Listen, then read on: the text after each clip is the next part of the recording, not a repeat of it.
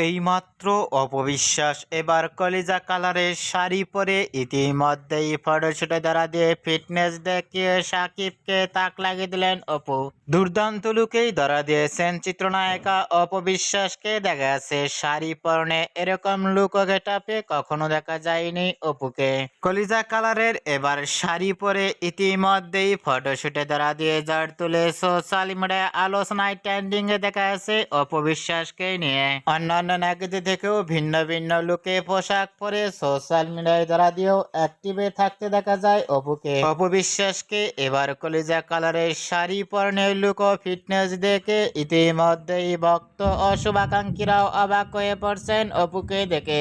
অপবিশ্বাসকে এবার নতুন স্টাইলে ইতিমধ্যেই শাড়ি পরে কলিজা কালারের লুক ও ফিটনেস দেখে আপনাদের কেমন লাগলো নিচে কমেন্ট বক্সে জানিয়ে দিন আপনাদের মতামত।